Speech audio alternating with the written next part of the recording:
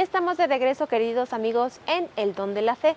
Y ya que estamos tratando el tema de dar a Dios lo que es de Dios y dar al César lo que es del César, les presentaré al santo patrono de los contadores, quien fue uno de los 12 apóstoles, pero que antes se dedicaba a obtener el pago del tributo debido al César. Se llamaba Leví.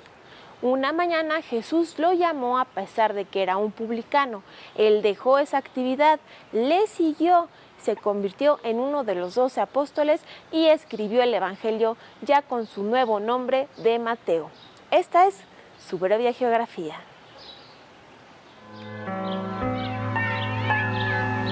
Conocido inicialmente en los evangelios como el publicano y como Leví, el de Alfeo, la figura del apóstol Mateo se identifica con el publicano pecador a quien Jesús llamó a seguirlo mientras cobraba el tributo debido al César. En efecto, Mateo se desempeñaba como recaudador de impuestos en Cafarnaúm, la aldea donde Jesús solía hospedarse en la casa de Pedro.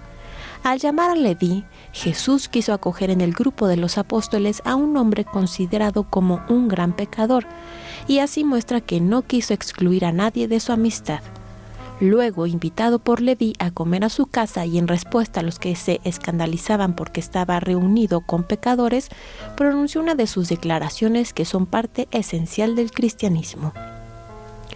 No necesitan médico los que están sanos, sino los que están mal. No he venido a llamar a justos, sino a pecadores.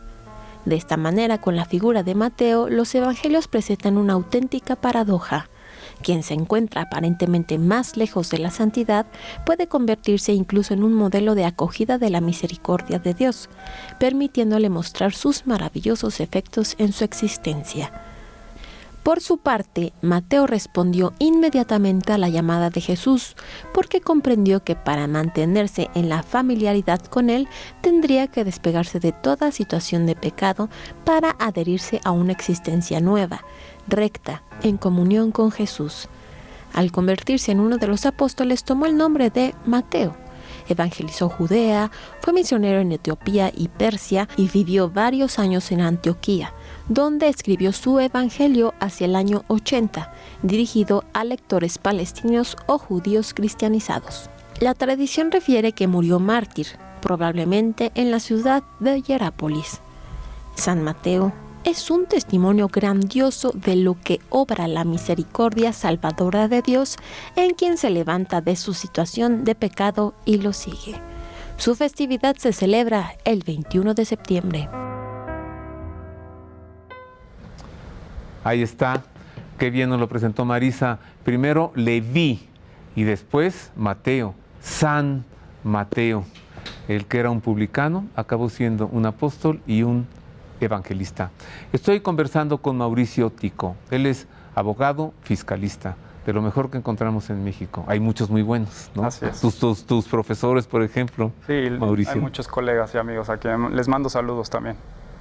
Gracias. Avancemos. Ya nos decías, ya nos hacías ver que hay quienes sí quieren ver que en ese dicho de Jesús, a Dios lo de Dios y a César lo del César, habla de no meterse en política si eres religioso.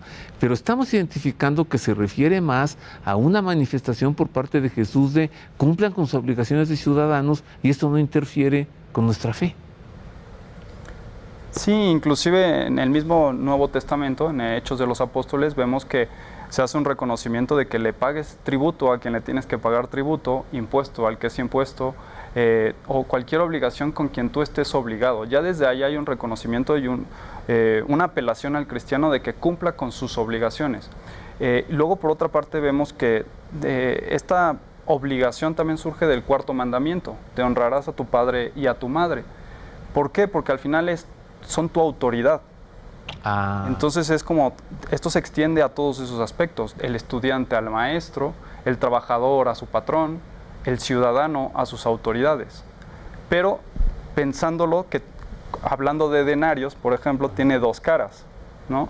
Por un lado está el que ejerce la autoridad, que tiene también una serie de obligaciones, y por la otra arista está esa obligación de sumisión y de cumplimiento, pero porque parte de una premisa que yo creo que es fundamental en toda relación jurídica, que es la buena fe.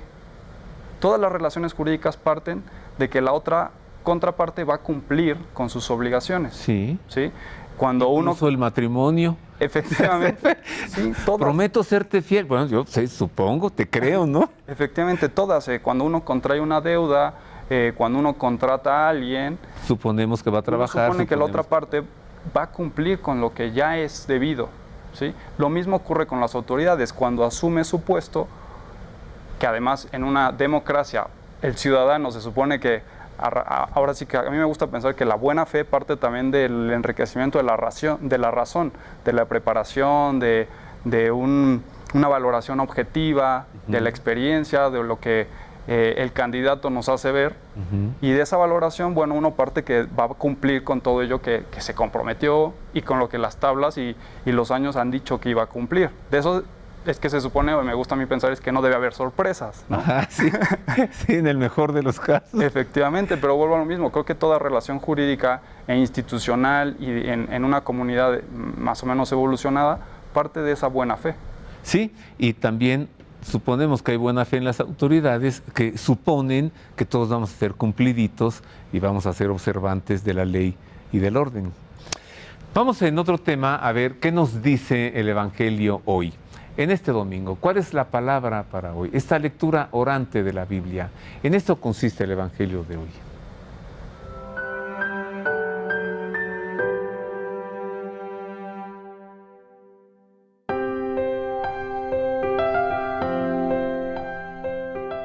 Seguimos escuchando las palabras que Jesús dirigió a sus discípulos en la última cena. En el Evangelio del domingo pasado, Jesús había expuesto con la alegoría de la vid lo que hoy dice con otras palabras. Esta semana nos descubre el secreto más íntimo que le movió en toda su vida: el amor. El Padre ama al Hijo y éste nos ama. Es el gran círculo del amor. Todo comienza en lo más profundo del misterio de Dios. La iniciativa es del Padre al enviarnos gratuitamente a su Hijo. El amor divino tiene para nosotros rostro y palabras humanas en Jesús. El discípulo de Jesús sabe y experimenta que el amor proviene de Dios. Él es la fuente inagotable del amor. Por eso, no hay amor auténtico entre las personas si no hay vivencia del amor que Dios nos regala. La palabra y el contenido del amor queda devaluado con frecuencia en el trato humano. Se confunde amor con placer. Jesús nos da la verdadera prueba de que su amor es legítimo, entregándose hasta la muerte. Dios es amor. Esta es la gran definición de Dios. Comprendemos el mandamiento único de Jesús de amarnos unos a otros cuando experimentamos que lo primero es su amor entregado a nosotros. Para poder amar, tenemos que dejarnos amar por el mismo Dios.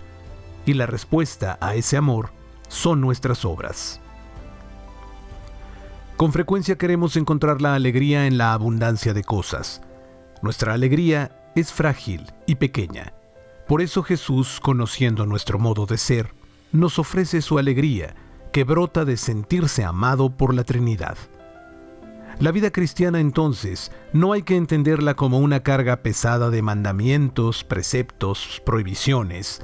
Todo lo contrario, es un camino de liberación de todo lo que nos roba la verdadera alegría: dinero, complejos, miedos, egoísmo. Dar fruto es el deseo de Jesús para nosotros.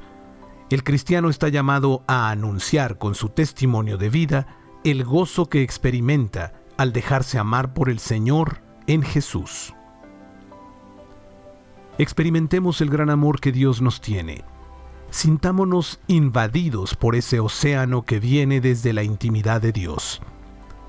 Recordemos que estamos sumergidos en ese circuito del amor que va del Padre al Hijo y que llega hasta nosotros por el don del Espíritu, que es el amor.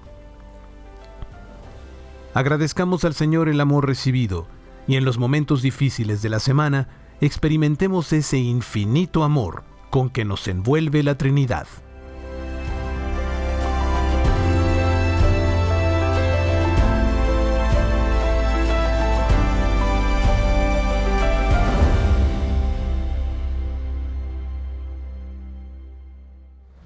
Esto es lo que nos dice el Señor hoy para este domingo. Ahora vamos a misa y disfrutemos mejor el texto del Evangelio y la homilía también. Sigo conversando con Mauricio Ticó, abogado fiscalista, que más bien ya pues serán conclusiones, querido Mauricio. ¿Qué vamos concluyendo de este tema? Denle a Dios lo de Dios y denle al César lo del César. Agrego yo, y no porque crean que le dan a Dios lo que es de él, ya no van a dejar de cumplir, o no crean que porque ya le dieron sus obligaciones con el Estado, van a dejar de ser creyentes. ¿Qué concluimos? Bueno, como comentaba anteriormente, yo creo que es muy importante que partamos de esa buena fe. Pero ¿qué pasa? Al final la sociedad ha creado un sistema para que cuando esa buena fe se ve quebrantada, las mismas instituciones realicen y ejecuten contrapesos o sancionen a aquellos que, digamos, están incumpliendo.